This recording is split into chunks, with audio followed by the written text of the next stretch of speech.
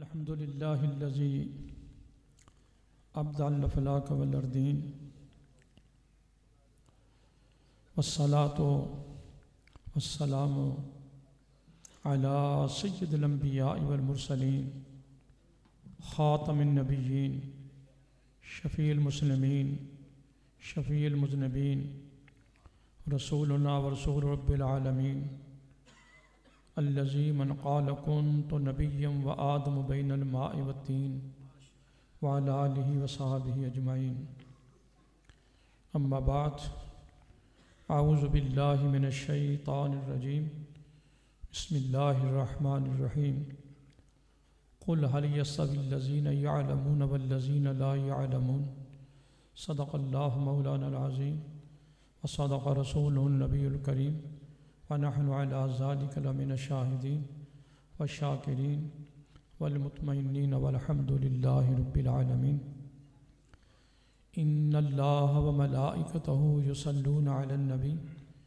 يا أيها الذين آمنوا صلوا عليه وسلموا تسليما الصلاة والسلام عليك يا سيدي يا رسول الله وعلى آلك وصحبك يا سيدي يا حبيب الله اللهم صل على سيدنا ومولانا محمد وعلى آل سيدنا ومولانا محمد قدر حسنه وجماله وجاهه وجلاله وبره ونواله وجوده وكماله وعلى وارث حال يا صاحب الجمال ويا سيد البشر من وجهك المنير لقد نور القمر من وجهك المنير لقد نور القمر لا يمكن الثناء كما كان حقه بعد خدا بزرگ تو یہ قصہ مختصر اللہ کی سرتاب قدم شان ہے یہ انسان ہی انسان و انسان ہے یہ قرآن تو ایمان بتاتا ہے انہیں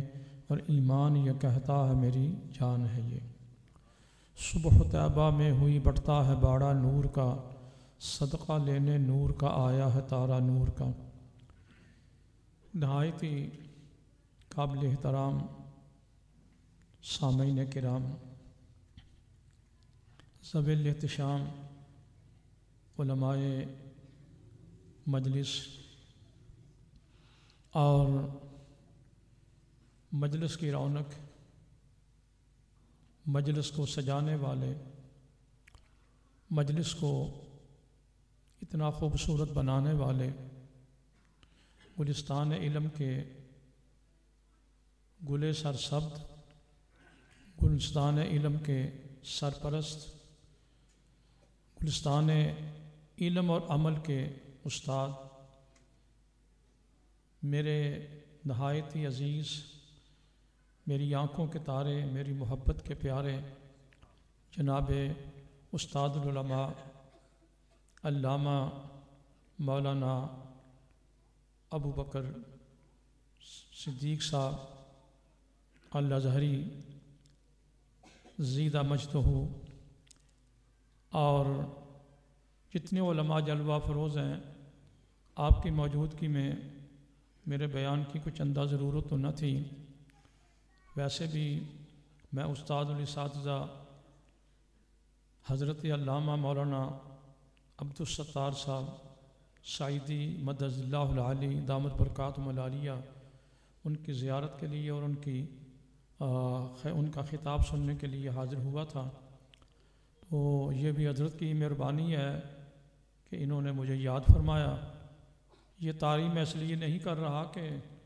یہ کوئی ضروری ہے ان کی تعریف کرنا مجھے یاد پڑتا ہے کہ حضرت شیخ سعدی رحمۃ اللہ تعالی علیہ کا ایک قول ہے فرماتے ہیں کہ بزرگی بعقل است نہ بسال بزرگی بعقل است نہ بسال میں اگر اس میں تھوڑی سی ترمیم کر لوں اور برداشت ہو جائے تو وہ بھی میں کر دیتا ہوں شیخ سعدی کو چھوٹا موٹا آدمی نہیں ہے شاعر نہ سمجھو اسے وہ علم کے لحاظ سے عمل کے لحاظ سے اپنے دور کا استاد الاساتذہ ہے صرف یہی نہیں بلکہ مجھے نہیں معلوم کہ آپ کی معلومات میں ہے یا نہیں وہ شخص جو سلسلہ سہروردیہ کے اول فرد ہیں حضرت شیخ شہاب الدین سہروردی رحمۃ اللہ تعالی علیہ، ان کے یہ خلیفہ ہیں، ان کے یہ خلیفہ ہیں، اور سلسلہ سہروردیہ کے وہ بہت بڑے بزرگ ہیں،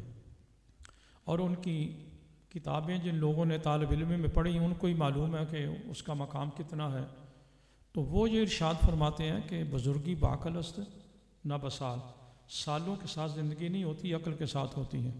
ترمیم جو میں کرنا چاہوں گا شاید وہ مناسب ہو، چونکہ آپ علماء ہیں، میں کہوں گا کہ بزرگی با علم اور عمل است، بزرگی با علم با عمل است نہ بسال۔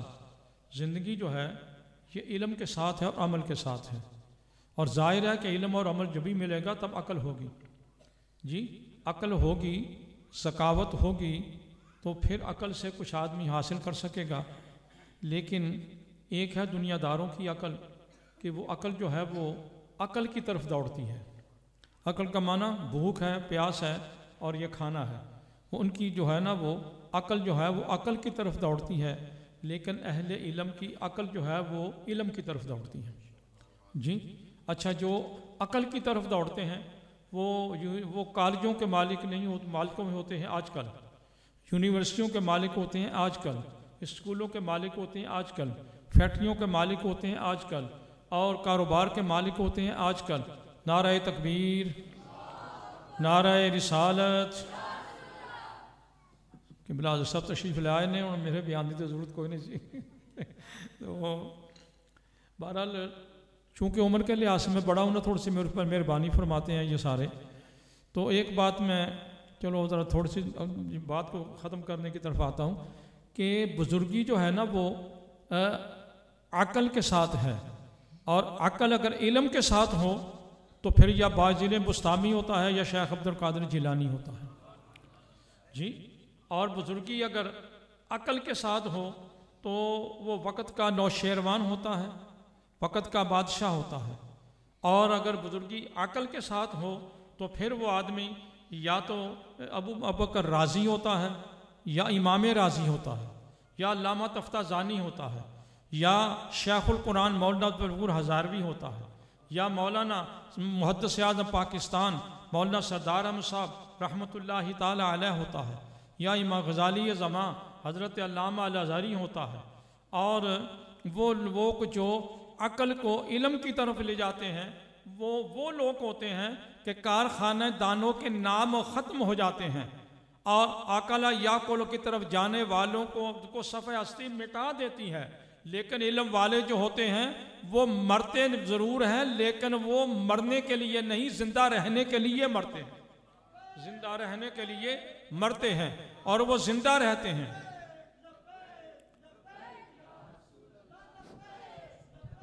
تمامی احباب کھڑے ہو جائیے گا۔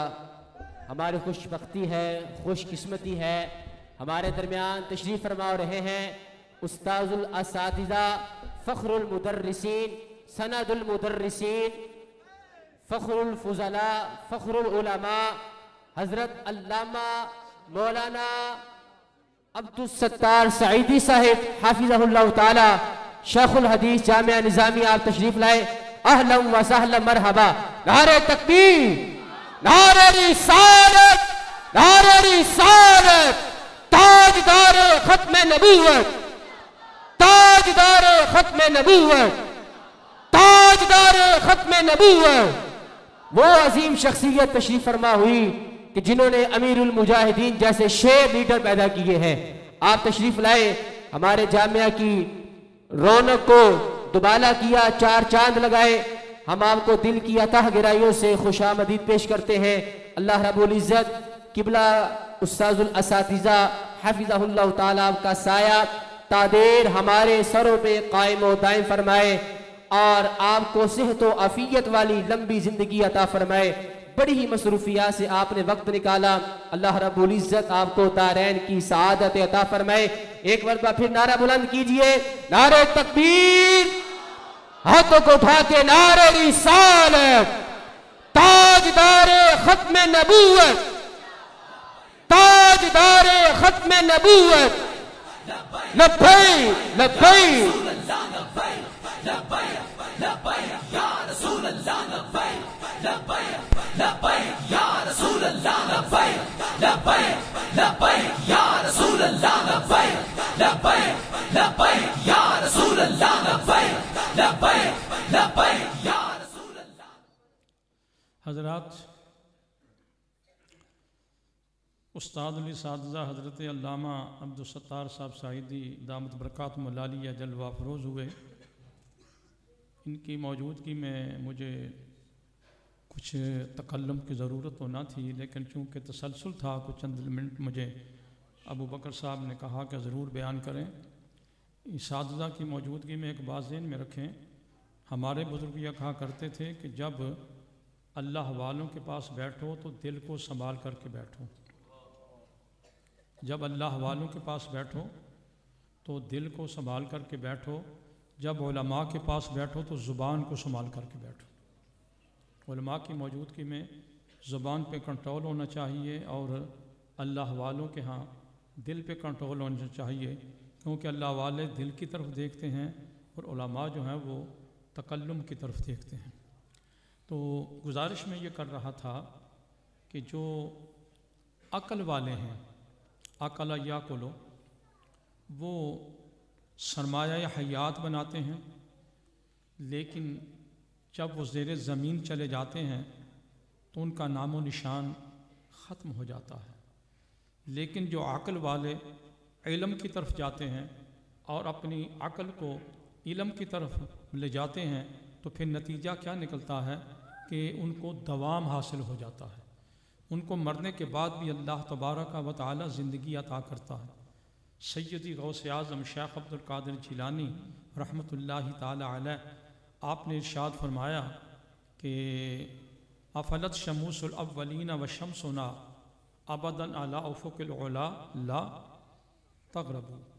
جی کہ ہم وہ لوگ ہیں کہ جو لوگ مرنے کے بعد وہ مفقود نہیں ہوتے اور وہ ختم نہیں ہوتے، بلکہ ہماری جو عزت کا چاند ہے، سورج ہے، وہ قیامت تک جو ہے وہ روشنی دیتا ہی رہے گا. تو یہ علماء جو ہیں یہ اسی گویا کہ سورج سے، اسی چاند سے علم لینے والے ہیں. یعنی سلسلہ قادریہ سے، سلسلہ نقشبندیہ سے، سلسلہ رفاعیہ سے، سلسلہ چشتیہ سے، سلسلہ نقشبندیہ سے، سلسلہ سہروردیہ سے اور تمام سلاسل سے. اور میں یہ بات بھی کہہ دوں کہ تمام سلاسل کے ہمارے جتنے بزرگ ہیں وہ جاہل نہیں ہیں. ہم کسی جاہل کو پیر نہیں مانتے، ہم کسی جاہل کو پیر نہیں مانتے. بحمد اللہ تعالیٰ میں حضرت محدث اعظم پاکستان حضرت سیدی الحاج مولانا ابوالفضل محمد سردار احمد صاحب رحمۃ اللہ علیہ ان کا شاگرد بھی ہوں اور مرید بھی ہوں.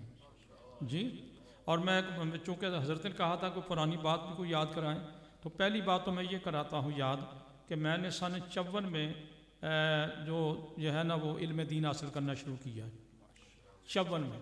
جی تو اس وقت میرے استاد جو ہیں وہ اس دارے والی مسجد کے خطیب تھے.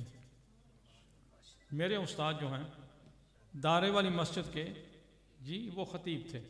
تو لیکن آپ کہیں گے کہ وہ خطیب کون تھے، تو ذرا توجہ فرما لیجئے. استاد الاساتذہ حضرت علامہ مولانا محمد عبداللہ صاحب مردانوی، حضرت مولانا محمد عبداللہ صاحب مردانوی سن 54 میں وہ میرے استاد تھے.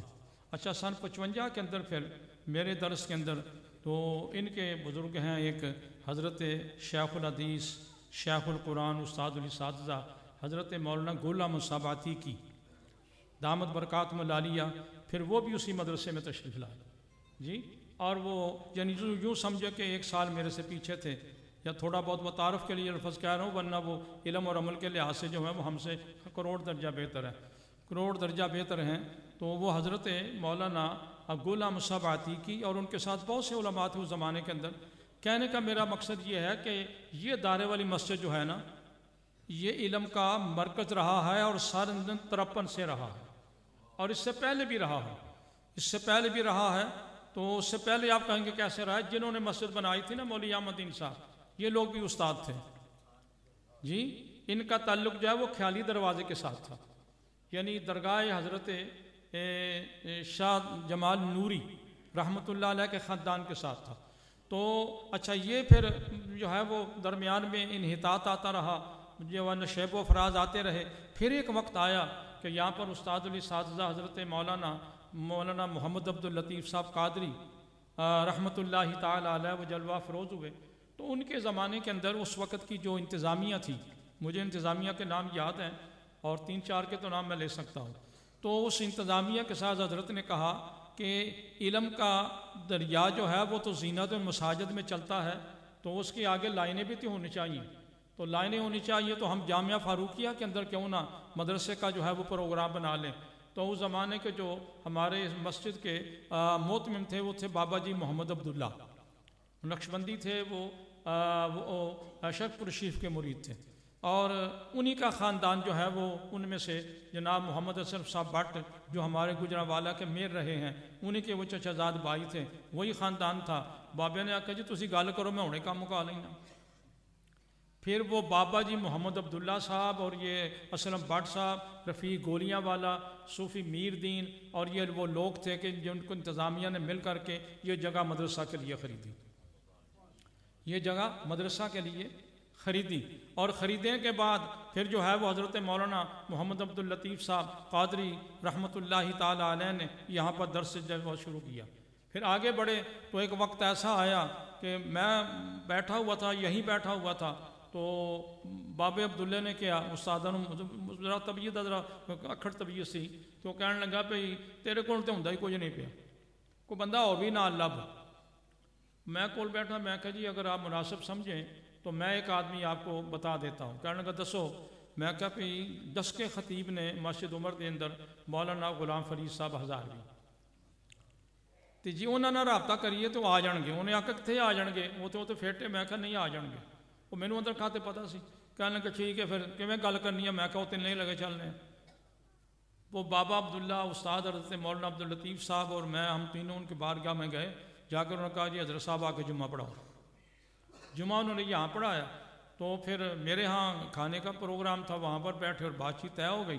حضرت استاد العلماء استاد الاساتذہ حضرت مولانا غلام فرید صاحب ہزاروی رحمۃ اللہ تعالی علیہ گجرانوالہ میں جلوہ افروز ہو گئے.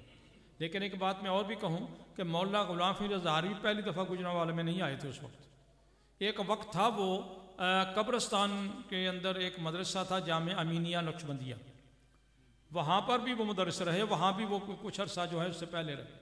تو یہاں پر تشریف لے آئے. پھر حضرت علامہ غلام فرید صاحب کی جلوہ فروزی ہونی تھی کہ یہ مدرسہ جو ہے یہ بام عروج پہ پہنچا. بڑے بڑے اساتذہ نے یہاں پر پڑھا. تو اس کے بعد میں ان کا تفصیل میں نہیں جانا، وقت ختم ہو جائے گا. تو اس کے بعد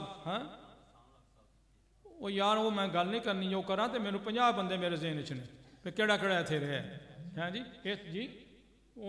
حافظ احسان لگ تو پہلا جڑا نا مانا والے دے بہت بڑے عالم سن، وہ اتنے خطیب رہے ہیں، میرے نام انہوں دا بھول گیا جی. انہوں تو پہلا ایک بہت بڑے پیر سن، اج کل بھی اتنے کافی انہوں دے مرید نے. مولوی عبدالرشید صاحب سمندری والے، حضرت استاد العلماء مولانا عبدالرشید صاحب سمندری والے، وہ بھی ہمارے استاد بھائیوں میں سے تھے، وہ بھی اتنے رہے ہیں. اور بڑے میرے نام بڑے یاد نے، بلکہ اتوں تک کر کے ایک اور نام دساں تو کسی دے بھی علم چ نہیں کہ بریلی شریف دے فارغ سن حضرت مولانا محمد علی صاحب. مولانا محمد علی صاحب وہ بھی اتنے رہے ہیں جی. بہرحال وہ نام تو مجھے یاد ہے بہت زیادہ، لیکن وقت نہیں ہے. بہرحال کہنے کا مقصد یہ ہے کہ وہ بہار جو خزاں کی طرف چلی گئی تھی، اس بہار کو بہار بنانے کے لیے اس مقام پر یہ کیلیہ والا کا فیضان آیا. حضرت علامہ تشریف لائے اور یہ حضرت استاد الاساتذہ مولانا محمد نواز صاحب رحمۃ اللہ علیہ کی اولاد نے یہاں پر جلوہ فروزی فرمائی. اور ان کے ساتھ یہ ہمارے نوجوان عالم دین جو ہماری آنکھوں کا نور ہیں مولانا محمد ابوبکر صدیق، یہ جلوہ فروز ہوئے. آج محسوس ہوتا ہے خزاں چلی گئی، بہار آ گئی، اور بہار زندہ رہے گی اور بہار موجود رہے گی. اور جب یہ بہار موجود رہے گی تو پھر اس بہار کے اندر ابوبکر صدیق کا فیضان بھی جاری رہے گا جی. اور آج اتفاق ایسا ہے کہ سیدنا ابو بکر صدیق کا نام لینے کی اس لیے ضرورت پڑ گئی کہ آج کے حکمرانوں کو ختم نبوت پر ڈاکہ ڈالنے کے لیے آگے بڑھا دیا گیا اور وہ عدالتیں بھی اس طرف چل پڑیں۔ میں ان کو یہ بتا دینا چاہتا ہوں کہ تم سے پہلے 53 کی تحریک کے اندر بھی تمہارے بڑوں نے بڑی کوشش کی تھی کہ ہم مرزائیوں کے خلاف آواز نہ اٹھائیں، لیکن آج ہم کہتے ہیں کہ تم تو کوئی چیز نہیں ہو، ہم وہ لوگ ہیں جو ختم نبوت پہ پیرا دینے والے ہیں، اور پیرا دیتے دیتے ہم دنیا کے اندر بھی رہتے ہیں اور دنیا کے بعد بھی جاتے ہیں۔ یہ ابوبکر صدیق رضی اللہ تعالی عنہ کے نام کا پودا جو مولانا محمد صدیق اکبر نے یہاں پر لگایا ہے، یہ عقیدہ ختم نبوت کی حفاظت کرے گا، اور ہم اس کے ساتھ ہیں، ہم اس کے ساتھ ہیں۔ پاکستان میں کسی خبیث کو ہم ختم نبوت پر ڈاکہ نہیں ڈالنے دیں گے اور وہ قانون کو بدلنے نہیں دیں گے۔ مرزائی جو ہیں اقلیت کو تسلیم کریں، ہم ان کو حقوق دینے کے لیے تیار ہیں،